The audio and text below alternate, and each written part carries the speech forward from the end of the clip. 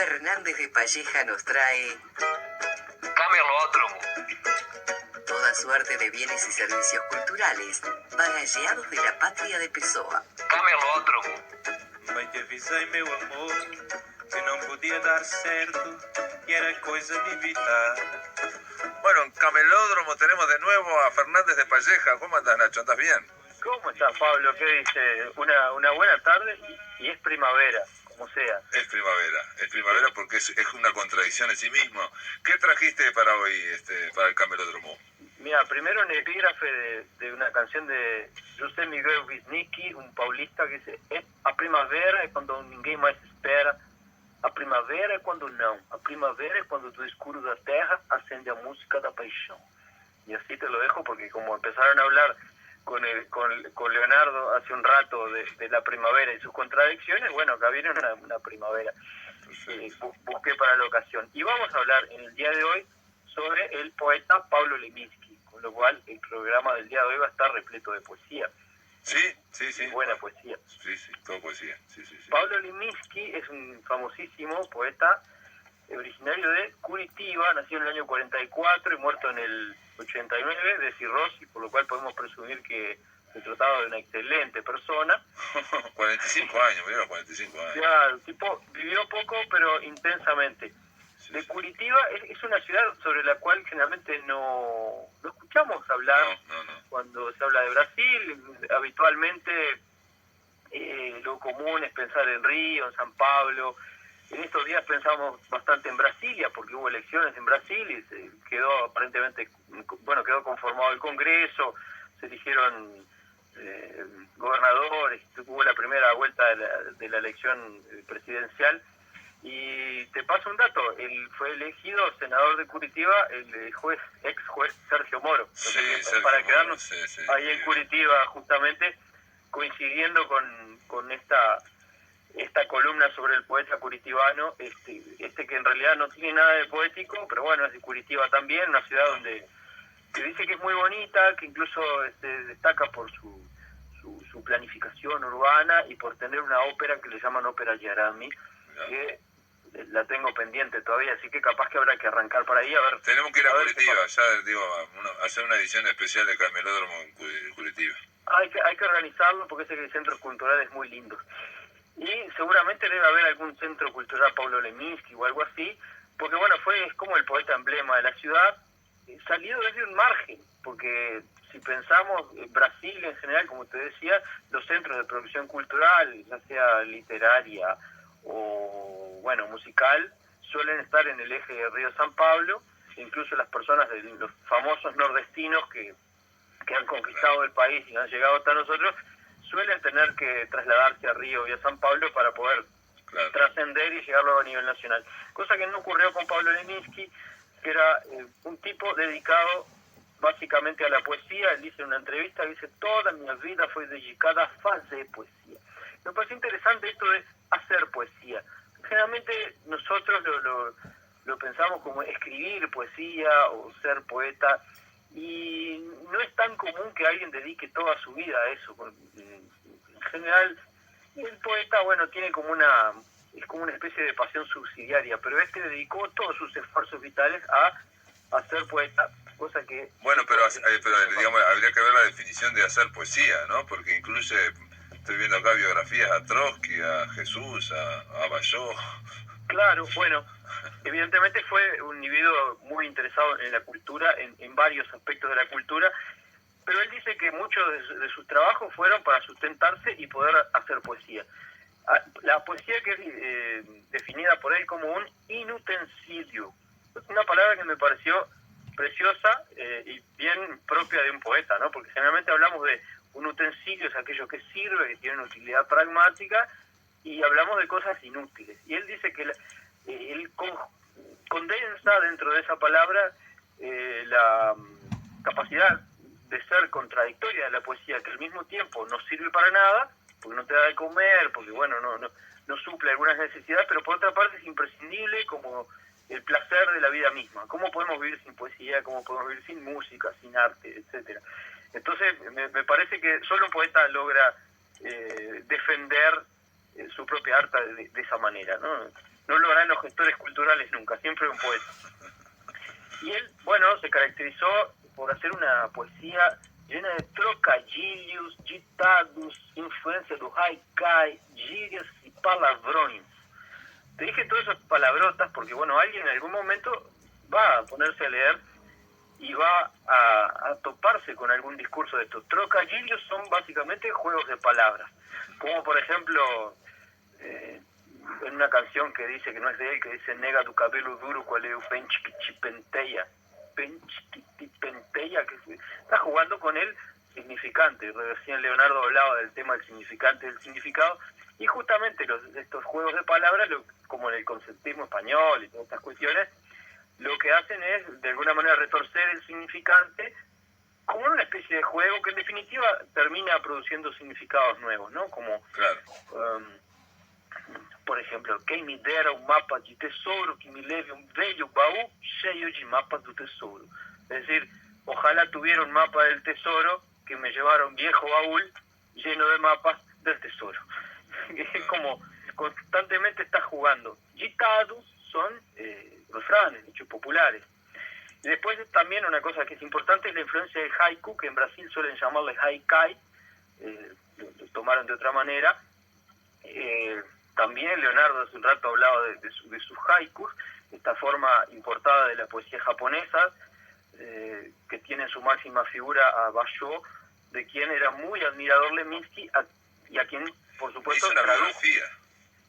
Y le hizo la biografía a Matsuo Basho. Sí, hizo la biografía, lo tradujo al portugués. Bueno, fue traductor del inglés, del francés, del latín, griego, japonés, español.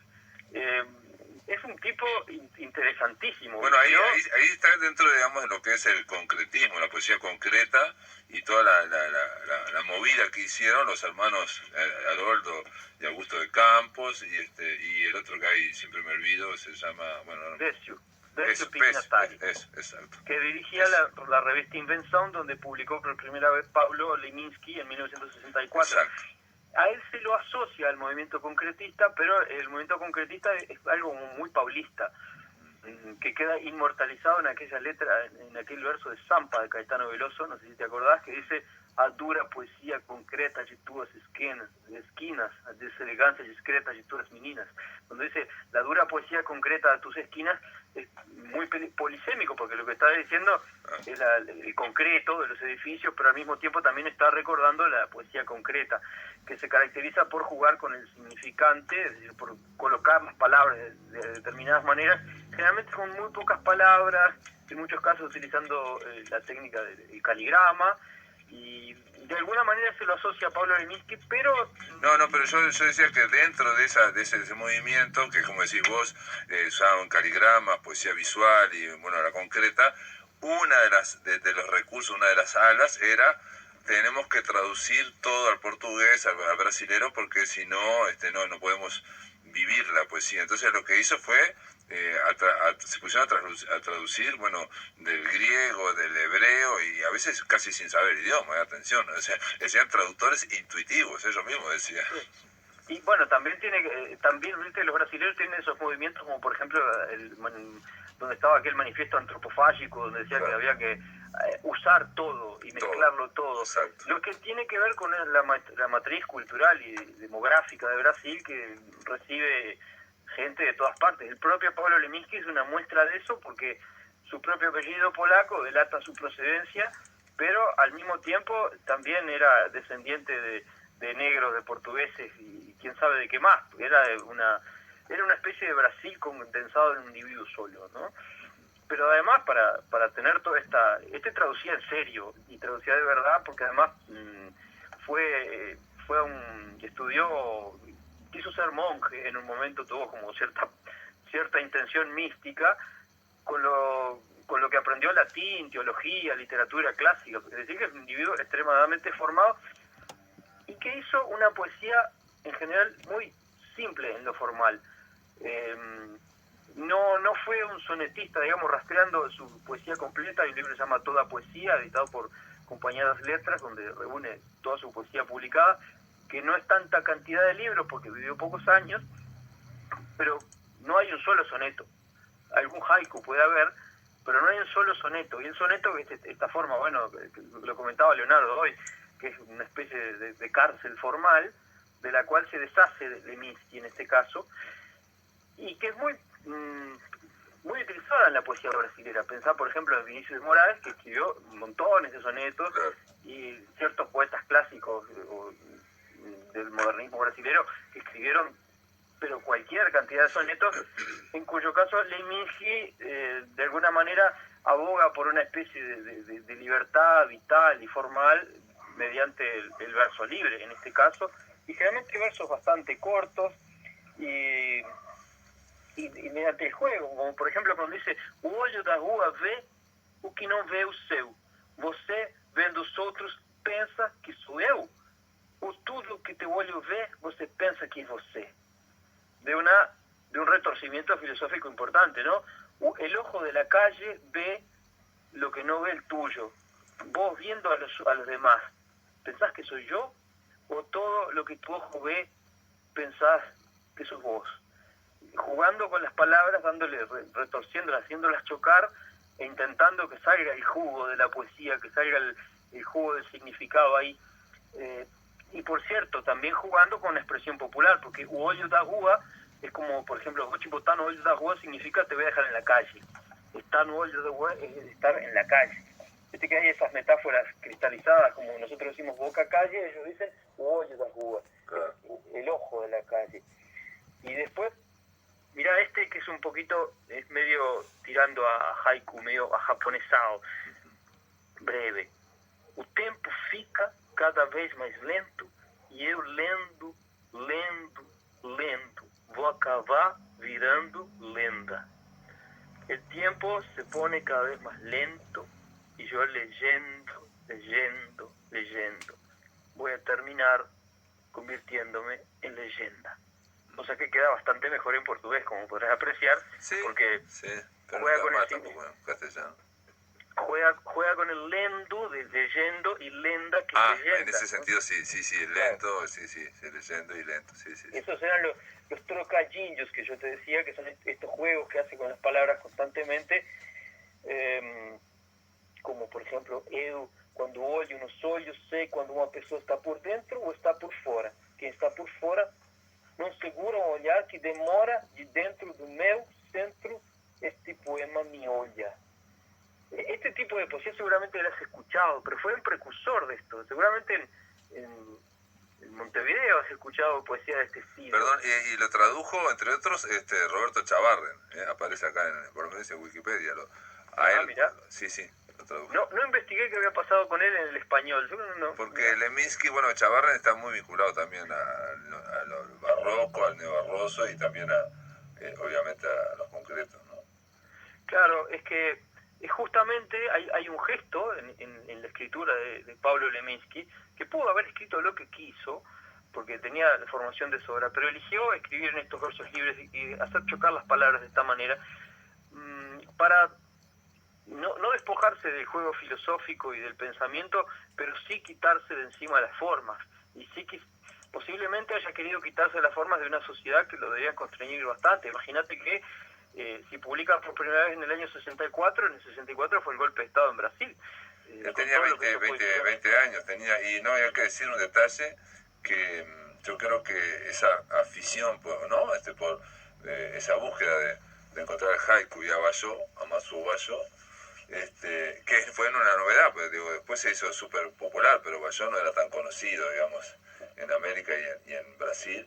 Es esa sencillez, ¿no? Ese camino de sencillez. Ya, aparte vos fijate que el tipo lo introduce a Brasil. Hoy a nosotros hablamos de haiku como quien habla de Papa Goñato, pero el haiku en esa época era algo desconocido. Incluso son unos pioneros los que introducen el haiku a nuestras lenguas. En el caso del español fue básicamente, Octavio Paz, un poco Borges, por ahí fueron los que, digamos... Sí, hay otros mexicanos anteriores a Octavio Paz, pero sí, Octavio Paz fue la que le dio el brillo, ¿no?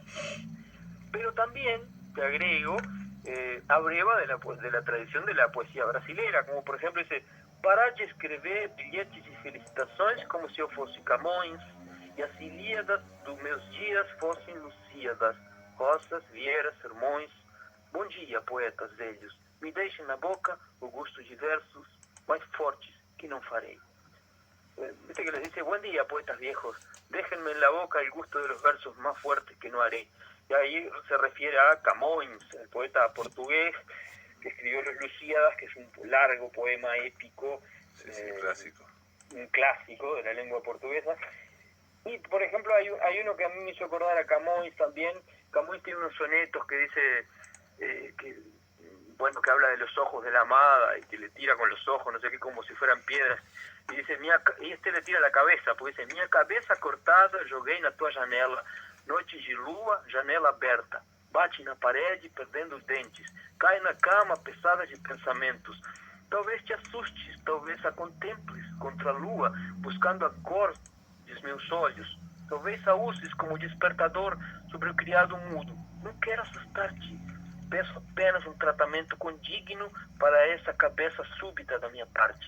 Y te lo traduzco porque en realidad es muy divertido este poema. Dice, mi cabeza cortada tiré por tu ventana, noche de luna, ventana abierta, golpea en la pared perdiendo dientes, cae en la cama pesada de pensamientos. Tal vez te asustes, tal vez la contemples contra la luna buscando el color de mis ojos, tal vez la uses como despertador sobre la cómoda. No quiero asustarte, solamente te pido un tratamiento digno para esta cabeza súbita de mi parte. Es como una metáfora muy brutal de su parte. Mi cabeza piensa en vos y te la tiré, pero como un objeto concreto, que es como el camino inverso de la metáfora. Bueno, ahí tenemos lo concreto, ¿no? Pues la metáfora en general parte de lo concreto al abstracto, habla de algo habitual con términos poco habituales. En este caso es todo lo contrario. Y acá, bueno, si me permitiste, Leo, estamos, no sé cómo estamos de tiempo. Nos quedan 2 minutos y medio. Bien, y acá te leo uno que tiene unas referencias que me gustaron mucho, que dice, non creio que fosse maior a dor de Dante que a dor que este dente de agora em diante sente. Não creio que Joyce visse mais uma palavra do que fosse que nesta passargada hora fosse. Tampouco creio que Mallarmé visse mais que ese olho no espelho, agora nunca me ve. Y dice, no creo que fuera mayor el dolor de Dante que el dolor de este diente. De ahora en adelante siente. No creo que Joyce viera más en una palabra, más de lo que fuese que esta pasárgada, que en esta pasárgada. Uf, se fue. Tampoco creo que Mallarmé viera más que este ojo en este espejo, ahora nunca me ve. Y además de la referencia a Joyce, James Joyce, irlandés, cuando habla de la pasárgada, es una referencia a un gran poeta que es Manuel Bandeira, un brasilero, que tiene un poema que se llama, que es un poema que sirve para los momentos en que uno está agobiado. Por ejemplo, que dice, vou-me embora para pasárgada, lá sou amigo do rei, terei a mulher que eu quero, na cama que escolherei. Y así después continúa, ¿no? Me voy al diablo, me voy a pasárgada, que allá allá soy amigo del rey y voy a tener la mujer que quiero en la cama que yo voy a elegir. Y pasárgada es una especie de, no sé, reino mítico que se inventa en ese poema, y para mí existe y es precioso, está lleno de pájaros, porque suena a pájaro o a pasárgada. Y me acuerdo con este poema de mi amigo Pablo de Torres, profesor de portugués, y bueno, y semi-brasilero, porque es riverense y ha curtido la cultura brasilera, así que de acá le mando el saludo. Muy bien, muy la bien. poesía se parece a las personas y tiene que ver con las personas. Perfecto. Bueno, quedó presentado Paulo Leminski, este poeta de Curitiba, aquí en Camelódromo. Nacho Fernández de Palleja, te mando un fuerte abrazo y hasta la próxima. Prazer, a gente se ve. Amigos, se terminó la máquina. Mañana a las